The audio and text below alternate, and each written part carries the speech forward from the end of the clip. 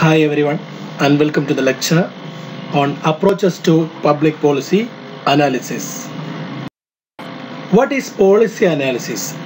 It is a technique used to measure organizational effectiveness through the examination and evaluation of the effect of a program. It has been defined as the process of determining which of various policies will achieve a given set of goals in light of the relations between the policies and the goals. So, what is policy analysis? Policy analysis is a technique used to measure the effectiveness of a program. So, to assess the effectiveness of a program, which is a part of a policy of a government. So, to measure the effectiveness of a program or a policy, we must make an analysis on that policy, an analysis of the effect of that policy. So, it is simply means an analysis of various programs and its effectiveness. So, in the dictionary meaning of public administration, the public administration dictionary defined it as a systematic and data-based alternative to intuitive judgments about the effects of policy or policy options. So, what is policy analysis as given in dictionary of public administration? It is very simple: a systematic and data-based alternative to make a clear judgments about the effects of policy or policy options. So, what is the status of a program? After implementing it, whether the program is satisfactory or it is a bad one or a good one. To assess the effectiveness of a program, we need an analysis on it. So that analysis is called as policy analysis. So here the policy analysis simply means the analysis of the effectiveness of a program or a policy. So policy analysis is used for problem assessment and monitoring. The assessment of a problem and its monitoring, and as a before the fact decision tool. Before the fact decision tool means every policy is formulated based on a fact-based judgment. Sometimes to solve a problem. For example, if government think that this action is sufficient to solve this problem, so it's a their intention, their objective is to solve the problem while by creating a kind of action on it. So after that, the action is based on an actual understanding of the problem. So it's based on a fact-based understanding. So then they realize that the action is sufficient or not. They will assess it. So before going to the assessment of the fact-based assessment, analysis make it simple to assess the effectiveness of the problem. So before going to the facts of the program, policy analysis helps to analyze the effectiveness of the program. So we can call it as a before the fact decision tool. And finally, it's a policy analysis used for evaluation of the program.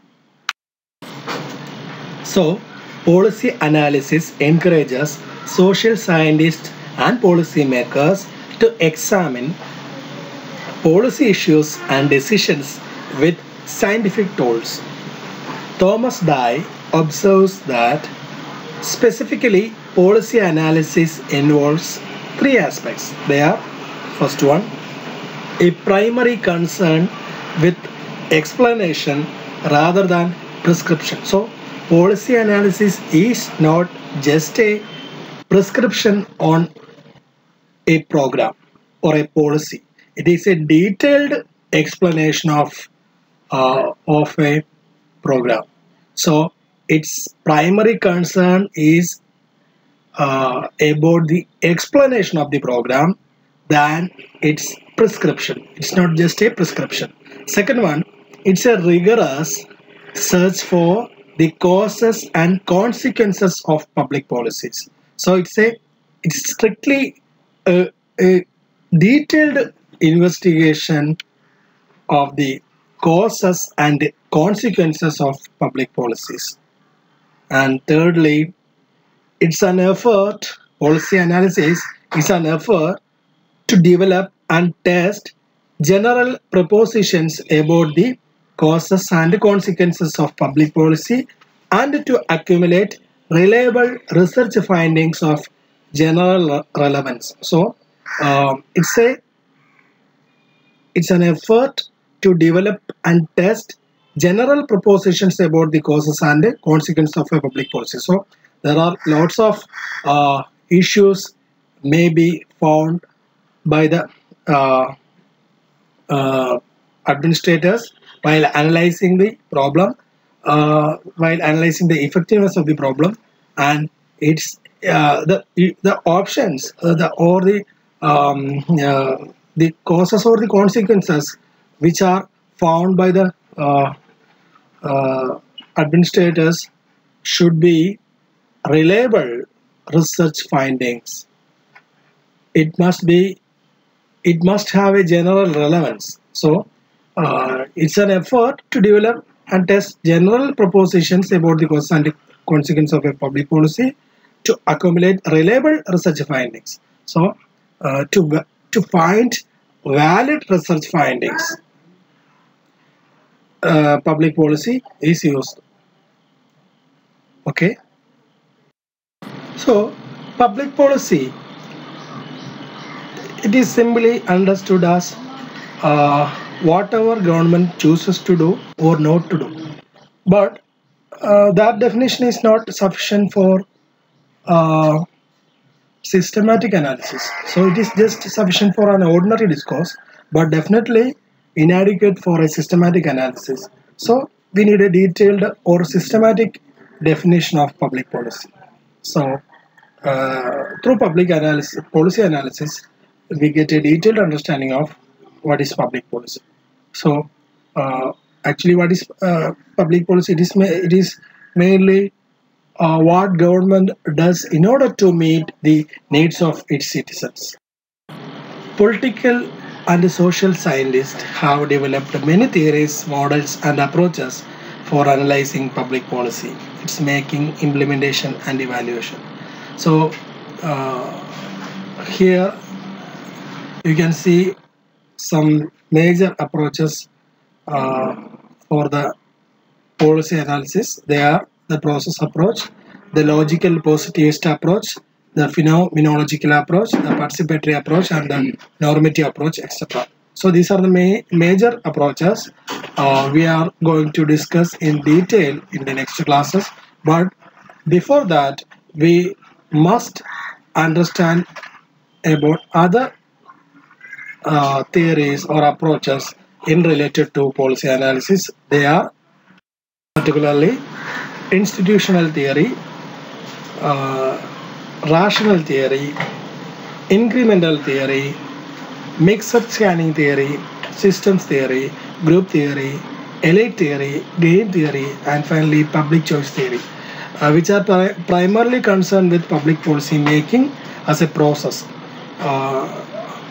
Today we are going to discuss briefly about these theories. These theories are not given in your syllabus, but before going to the major theories, we must know about these theories. So in this class we are going to discuss about these theories. First one, institutional theory. So what is institutional theory? One of the oldest concern of political science and public administration is the study of government institutions, since political life generally revolves around them. These institutions include legislature, executives and judiciary, and public policy is authoritatively formulated and executed by these institutions. So the institutional approach concentrates on describing the more formal and legal aspects of government institutions, their formal structure, legal powers, procedural roles, and functions.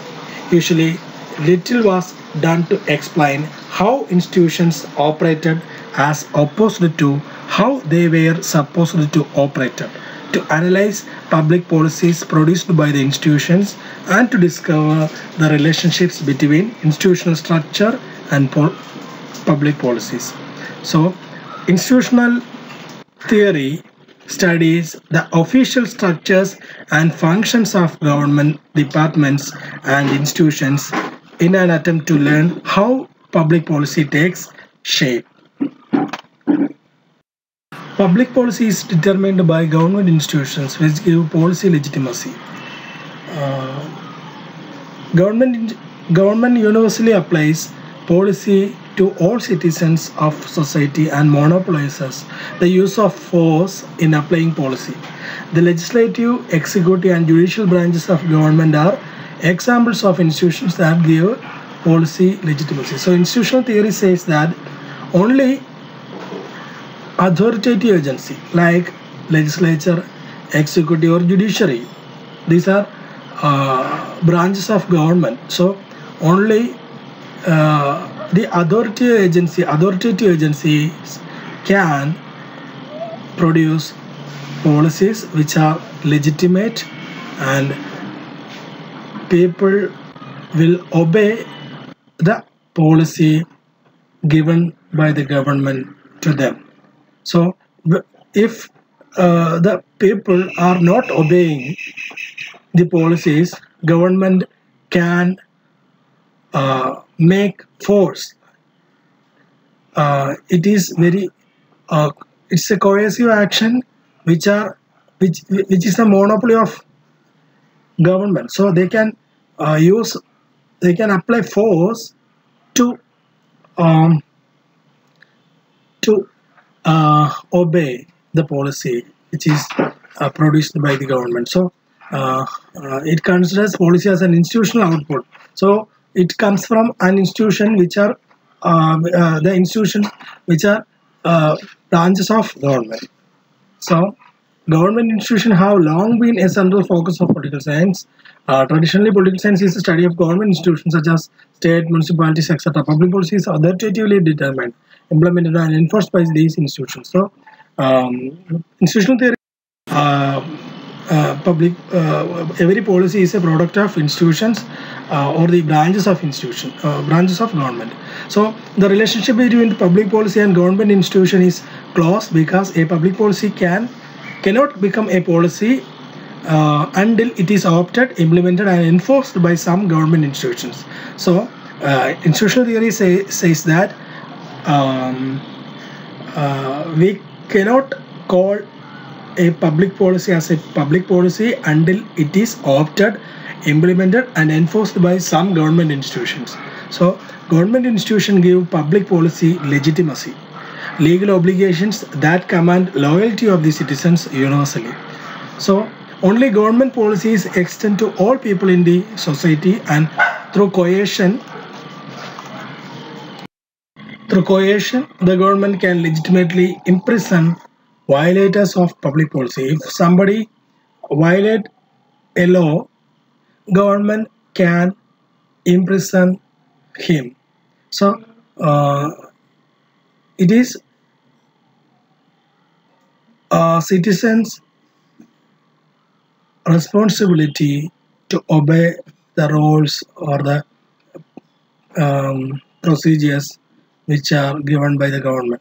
So, if so, this ability of government to command the loyalty of its citizens, to enact policies governing the whole society, and to monopolize the legitimate use of the force that encourages individuals and groups to work for enactment of their preferences into policy. So, government first time government makes a policy, then the people are obeying the policies given by the state or the government, then it is indirectly a loyalty given to the government by the citizens. So this loyalty or this kind of actions or reactions from the part of individuals and groups helps the government to make or enact laws for another step of the law, making of laws. So they can uh, consider the support of individuals and groups to enactment of new laws as their preferences to policies. So their reactions are considered as their supporters, their supports, and it again government consider this support for making new laws, another extension of laws. So this kind of process is going in the policy making process. So institutional theory says that public policy or the policy is a process of a product of government institutions. So people must obey the uh, rules or procedures of the government, and in return government while considering this loyalty of citizens towards the law, they again they enact new laws while considering the preferences of the citizens. So another theory is rational theory. According to Hancom, rational comprehensive model has its roots in the rational comprehensive decision making and implies that the policymaker has a full range of policy options to choose from. So government should choose a policy which will be more beneficial to the citizens. Maximum social gain should be given consideration than the amount which is used for for the implementation of a project. So the benefit should be given more importance than the amount spent for the project. So take the case of a building of a bridge in a particular area. So it's a the amount of the project is very uh, its cost is very um, an amount of 50 crore rupees is needed for the completion of that project. So but while analyzing the policy, the project will be a good one for that particular area. It will give much uh, opportunities to the uh, society. So its benefit, its social gain is uh, uh, more important. So its value is very greater than the cost or amount of the bridge. So government should consider the project. So government should choose a policy which is more beneficial to the citizens, or its maximum social gain should be considered, and there is no matter of um, amount in it. But sometimes a policy is decided. A policy was government decided to implement a policy. So that policy cost is very greater than the benefits. So that kind of policy should be avoided. So government should consider the social gain than the amount. So when social gain is more than the amount of the project, it is a good policy. But when social gain is lesser than the value of amount, then the policy should be avoided. So it is a rational thinking over a policy. How to choose a policy is very rational, based on a rational thinking. So this kind of approach is called rational approach. So the concept of maximum social gains means no policy should be adopted if its cost exceeds its benefits, and among policy alternatives, decision makers should choose the policy that produces the greatest benefits over cost. So rational theory says that a policy is rational when the difference between the values it achieves means the value of the benefit and the value of the amount spent for the project. So a policy is rational when the difference between the values it achieves is positive and greater than any other policy alternatives. So rationalism involves the calculation of all social, political and economic values sacrificed or achieved by a public policy, not just those that can be measured in terms of money. So in rationalism, to select a policy, the maker must be able to know all the society value preferences, the relevant weight, their relative weight, know all the policy alternatives available, know all the consequences of each policy alternatives, calculate the ratio of benefits to cost for each policy, and is a process for making logically sound decisions in policy making in the public sector, although the model is also widely used in private corporations. Herbert A. Simon, the father of rational models, describes rationality as a style of behavior that is appropriate to achievement of given goals within the limits imposed by given conditions and constraints. Another theory or approach of policy analysis is garbage can model. The garbage can model emerged as a critic to the rational model, saying that organizations do not function as a computer in solving optimization problems, and this theory advocates that organizations functions like garbage cans into which a mix of problems and possible solutions are poured, with the precise mix determining the decision outcome. Another model is incremental model. Incremental decisions involve limited changes or additions to existing policies, such as a small percentage increase in Ministry of Education budget or a modest tightening of eligibility requirements for federal scholarship, etc. According to this approach, the policymakers examine a limited number of policy alternatives and implement change in a series of small steps. It may be noted that each of the alternatives available to the policymaker represents only a smaller change in the status quo. This approach recognizes the less than ideal circumstances under which administrators must make policies. There are very real limits of time, brains, money, etc. on administrators' ability to understand complex problems and make different policies about them. Because of these limitations, the policymakers they try to be rational, accept the past policies that satisfy them as legitimate and sufficient to deal with the issue. So what is incremental approach means? An additional changes in the existing policy. So a policy is there, but the present government decided to give some addition to the policy.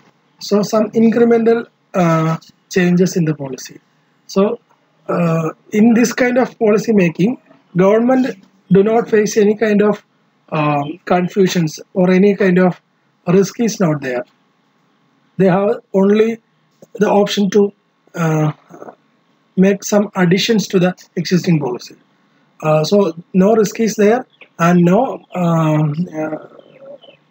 use of brains or money is there. So they need some addition and they expand the policy. So that kind of approach, that kind of policy making, and the kind of approach is called incremental model. In this kind of model, policy making is a additional or making some addition to the existing policy. That kind of policy making is called as the incremental model or as incremental model. Charles Lindblom is associated with this model. He contends that incrementalism is the typical policy making in pluralist societies like USA, India, etc. And decisions and policies are the product of give and take and mutual consent among numerous participants in the policy. Under this model, policy is continuation of previous policy with minimum changes. Existing programs, policies and expenditures are considered as base. Policymakers accept the legitimacy of previous policies because of uncertainty about the consequences of new policies. If government trying to make a new policy instead of the existing policy, they will face severe criticism from the part of the beneficiaries. So some kind of a kind of uncertainty is there in making a new policy in place of an existing policy. But in the case of addition in the existing policy, it's not a risk one. So policymakers accept the legitimacy of previous policy because of uncertainty about the consequences of new policies. This is the incremental model. Another one is mixed scanning model or mixed scanning approach. This is a combination of the rational and incremental theories. Users of this theory integrate the characteristics of rational and incremental model, first by reviewing the overall policy and second by concentrating on a specific need, policy result or policy impact. Another model is systems theory. Already we studied the systems theory in the policy science evolution of public policy part. The system theory is actually a general theory in political science and public administration, and also in public policy. So the system theory in political science owes its origin to David Easton, who is reputed to be the scholar that attempted to analyze politics from the perspectives of systems in his famous work, Political System, which appeared in 1953. A political system may be that system of interactions in any society through which authoritative allocations are made and implemented in the form of policies and decisions. Public policy may also be seen as a political system's response to demands arising from its environment. This is the picture to understand system theory. So demands, demands and supports are there, which are come from people in the environment. Environment means the whole thing, biological, economic, sociological, all aspects are there. In the environment, demands and supports are coming from people in the political system, and the political system make decisions and policies. They are authoritative allocations of values, and these are the outputs. Again, these come as inputs, as feedback. Then again, formulations, reformulations are there in the political system, and they make the policy and reformulate it. So it's a process. The political system, as Easton defines, it comprises those identifiable and interrelated institutions and activities in a society that make authoritative allocations of values that are binding on society. The environment consists of all phenomena, that social system, the economic system, the biological setting, that are external to the boundaries of the political system. Thus, at least analytically, one can separate the political system from all the other components of society. So this is a system theory or system approach of public. Another approach to the policy is group model. According to the group theory of politics, public policy is the product of the group struggle. What may be called public policy is the equilibrium reached in this group struggle at any given moment, and it represents a balance which the contending factions of groups constantly strive to win in their favor. Many public policies do reflect the activities of group. This means that this theory attempts to analyze how each of the various groups in a society tries to influence public policy to its advantage at the policy formulation level. In other words, the central practice of this model is that interaction among groups is a critical ingredient in politics. Public policy is thus a temporary point of compromise reached in the course of competition between numerous interest groups with a cross-cutting membership. The ability of the group that is favored at one point to sustain its gain depends on its powers to counteract the powers of other groups that would make efforts to tilt decisions to their favor. It is this type of competition between groups that determine pattern of allocation of societal resources. So, what is group model? It is very simple. Take the case of Kerala. We have lots of community organizations in Kerala. So, take one or two community major community organization in Hindu religion, NSS, SNDP. They are interest groups. So, when they impose their pressure on government will make some kind of policy changes and they will give some resources. So this kind of pressure from a organization, from interest groups is a major factor in making policies. So how these interest groups are influencing a decision-making process, a decision, and the implementation level is the main concern of this model. So, the ability of those groups that is favored at one point to sustain its gain depends on its power to counteract the powers of other groups. So, some major groups may have the capacity or the ability to counteract the powers of other groups that would make efforts to tilt decision to their favor. So, the powerful communities or the powerful interest groups will get their desired result. So, it is about the survival of the fittest theory. So, it is this type of competition between groups that determine pattern of allocation of societal resources. So, the group model focuses on the policy making on the working of these interest groups in the society. So, one of the main agents for the policy change is the initiative by the interest groups. Their pressures and interact with policymakers on preferences and self-interest. Thus, the role of political system is to establish and enforce compromise between various conflicting interests in the society. So, another theory is elite theory. This theory is based on the assumption that a small elite group, usually in government, is solely responsible for policy decisions. Elite group govern an ill-informed public. Public policies are viewed as preferences and values of the governing elite. Policies flow downward from elites to masses. They do not arise from the mass demands. Simply say that this model posits that contrary to the belief that pluralism has inbuilt mechanism for ensuring equity in the share of power and influence in society, in reality, public policy is by and large the mirror image of the ruling elite's interest. Take a government. Government is already a representation of a particular political party or a group of political parties.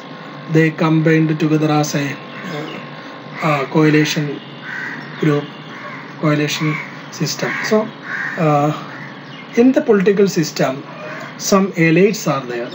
They are actually making the policies.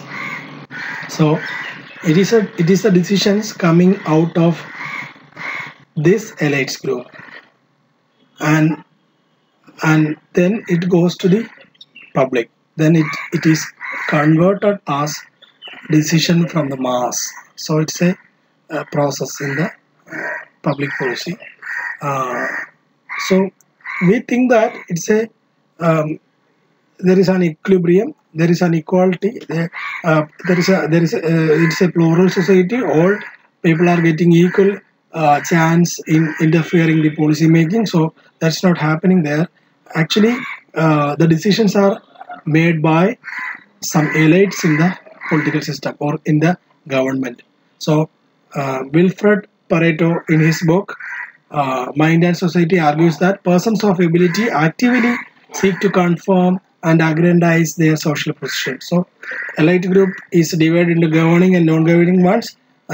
These few that possess unique qualities such as skills, material wealth, cunning, and intelligence have the right to supreme leadership, while the bulk of the population is destined to be ruled. So, actually, decisions, policies are the product of this elite group, and the masses, the other people, or the ruled one, uh,